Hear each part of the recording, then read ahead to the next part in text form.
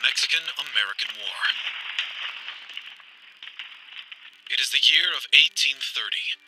Even though Mexico got its independence some years earlier in 1821 from Spain after a revolution and an armed conflict which lasted over a decade, the country was in total chaos. Looking at the map of that time, we can see a larger Mexico than the one we know today.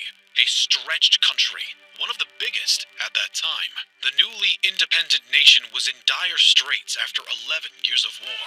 No plans or guidelines were established by the revolutionaries, so internal struggles for control of the government ensued. Mexico suffered a complete lack of funds to organize a country of around 4.5 million square kilometers. At that time, Mexico faced the threats of emerging internal rebellions and of invasion by Spanish forces from their base in nearby Cuba. This government was characterized by instability, and it was ill-prepared for international conflict when war with the Americans broke out only 2 decades later in 1846. The United States was in expansion, and the country was much bigger than it was when it became independent. The United States of America expanded deeper into the Native American territories, and they purchased the huge Louisiana Territory from the French.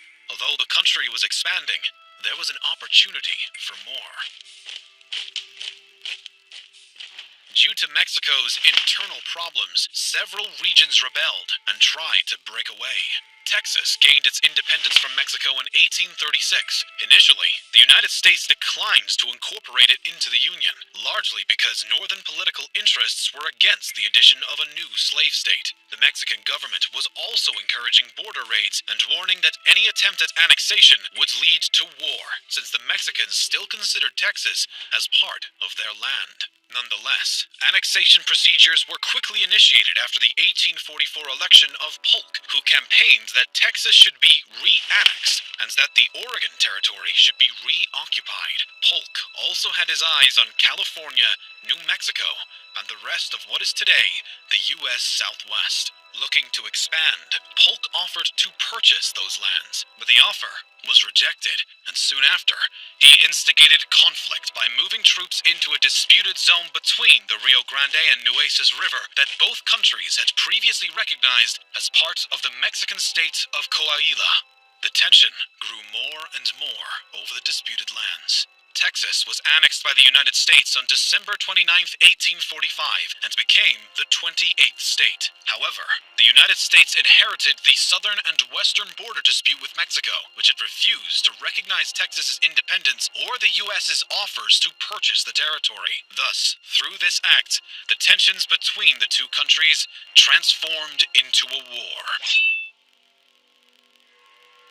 On April 25, 1846, Mexican cavalry attacked a group of U.S. soldiers in the disputed zone under the command of General Zachary Taylor, killing about a dozen. They then laid siege to an American fort along the Rio Grande. Taylor called in reinforcements and was able to defeat the Mexicans at the battles of Palo Alto and Resaca de la Palma. Following those battles, Polk told the U.S. Congress that the cup of forbearance had been exhausted even before Mexico passed the boundary of the United States, invaded our territory, and shed American blood upon American soil. On May 13th, Congress declared war, while no official declaration of war ever came from Mexico. In terms of how the war began, the situation is debatable. We have an ill-prepared Mexico with internal revolts, and an emerging power that looks to expand more and more. Mexico was weaker, but the U.S. did not want to look like a bully. Even so, Ulysses S. Grant, who had opposed the war but served as an Army lieutenant in Taylor's army, claims in his personal memoirs that the main goal of the U.S. Army's advance from the Nueces River to the Rio Grande was to provoke the outbreak of war without attacking first, to debilitate any political opposition to the war.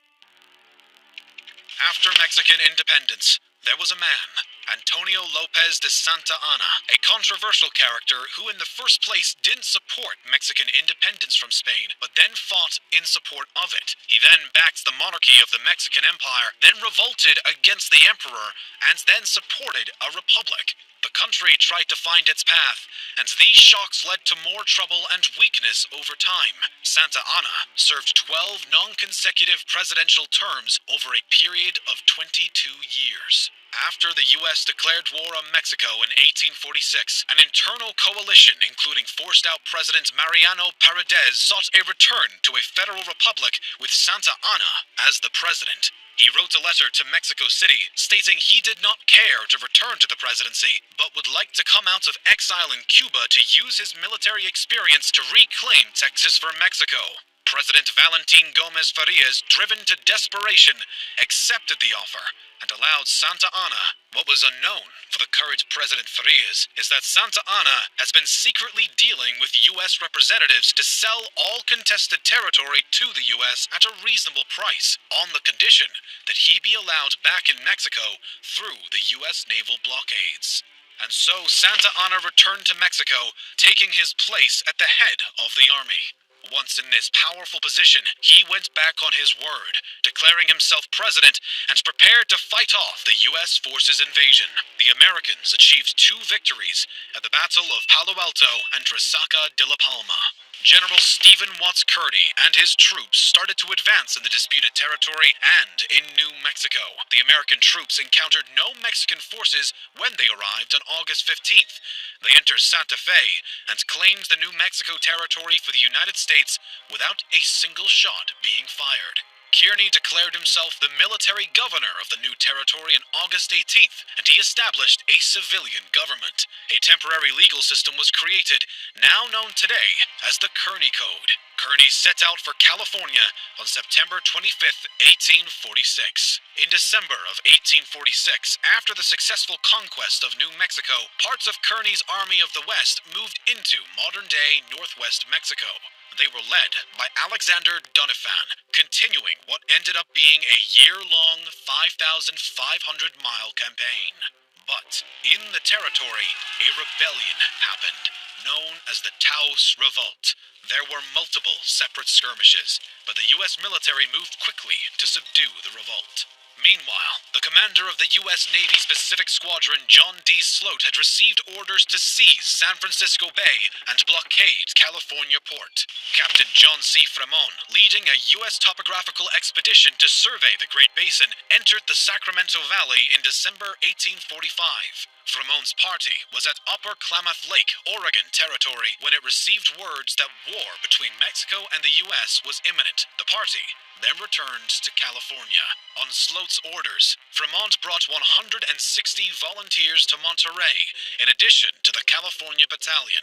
On July 15th, Sloat transferred his command of the Pacific Squadron to Commodore Robert F. Stockton, who was more militarily aggressive.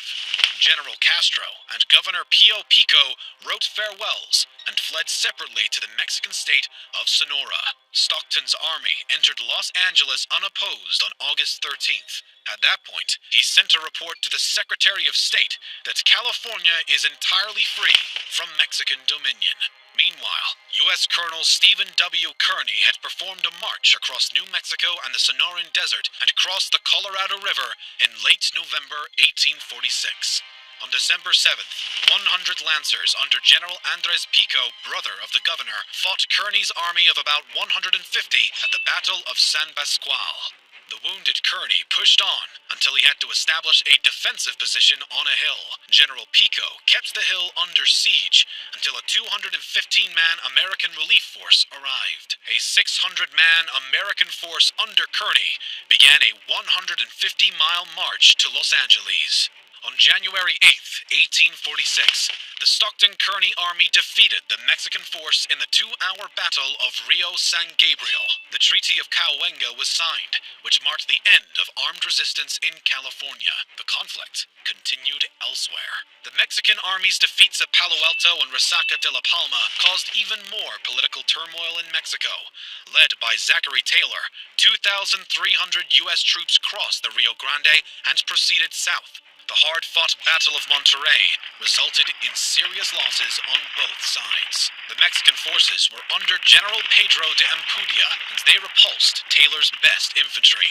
American soldiers were not familiar with urban warfare. They marched straight down the open streets and were caught by surprise by well-hidden Mexican defenders. Even though the Mexicans repulsed the Americans, General Taylor created an 8-week armistice with the Mexican army, allowing them to evacuate in return for the surrender of the city. City. Under pressure from Washington, Taylor broke the armistice and occupied the city of Saltillo. On February 22, 1847, Santa Anna personally marched north to fight General Taylor with 20,000 men. The 4,600 Americans had entrenched at a mountain pass called Buena Vista. The Mexicans suffered desertions on the way north and arrived with 15,000 men in a tired state. Knowing that his numbers were still superior, he demanded the surrender of the U.S. Army, but was refused. Thus, he attacked the next morning. Santa Anna flanked the U.S. positions by sending his cavalry and some infantry up the steep terrain that made up one side of the pass, while a division of infantry attacked frontally along the road leading to Buena Vista.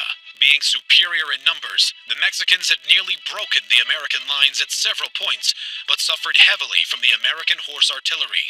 Even though the initial reports of the battle, as well as some propaganda news, credited victory to the Mexicans, instead of attacking the next day, Santa Anna retreated, having heard word of a rebellion and upheaval in Mexico City. Some military historians agree that the U.S. Army probably would have been defeated if the Mexicans had gone through with their final attack. An important detail for the United States to have success in the war against Mexico was to secure its naval presence across Mexico's coasts. The U.S. Navy cleared the way for U.S. troops and supplies, especially to Mexico's main port of Veracruz. Even before hostilities began in the disputed northern region, the U.S. Navy had created a blockade. The U.S. president did not send reinforcements to Taylor's army for a continued advance. Instead, he sent a second army under General Winfield Scott. He transported to the port of Veracruz by sea to begin an invasion of the Mexican heartland. On March 9, 1847, Scott performs the first major amphibious landing in U.S. history in preparation for the siege of Veracruz. The city replied the best it could with its own artillery against the extended barrage, but because of the numerical superior force of the Americans, the Mexicans surrendered. The goal was obviously the capital. Scott marched westward towards Mexico City with almost 9,000 troops on April 2, 1847. Santa Anna had set up a defensive position around the main road about 50 miles northwest of Veracruz at Cerro Gordo. Santa Anna had entrenched with 12,000 troops and artillery that were trained on the road, where he expected Scott to appear and catch him by surprise. However, General Scott had sent 2,600 cavalry troops ahead. They reached the pass on April 12th, and the Mexican artillery fired upon them, revealing their positions. The Battle of Cerro Gordo started. The Americans won the battle and continued their advance. Even though the guerrillas harassed the American troops, with his remaining forces, General Winfield Scott advanced on Mexico City. The capital was laid upon by a series of battles around the right flank of the city defenses. After the American victories at the Battle of Contreras and Battle of Churubusco, peace negotiations started, which broke down on September 6, 1847. With the subsequent battles of Molino del Rey and Chapultepec and the storming of the city gates, the capital was occupied. Scott became military governor of occupied Mexico City. His victories in this campaign made him an American national hero. Desertion was a major problem for the Mexican army, depleting forces on the eve of battle. Most soldiers were peasants who had loyalty to their village and family, but not to the generals who had conscripted them. Often hungry, ill, under-equipped, only partially trained, and never well paid, the soldiers were held in contempt by their officers and had little reason to fight the Americans. Now that the U.S. had gone far beyond the territorial gains it envisioned by invading central Mexico with its dense population, the question was raised whether to annex Mexico itself, but many opposed this idea due to cultural differences, overextension, and the huge instability this would cause. The Treaty of Guadalupe Hidalgo gave the U.S. control of Texas, Alta California, and Nuevo Mexico. Those territories were organized in other states over time. In return, Mexico received $15 million, an approximation of just $443 million today, which was less than half the amounts the U.S. had attempted to offer Mexico before. The areas were sparsely populated, and that is probably the reason for such a low cost for the U.S. With Texas and the secession from Mexico, the U.S. gained more than 900,000 square miles of land. The Gadsden Purchase was another acquisition for the United States and fixed the current border between Mexico and the USA.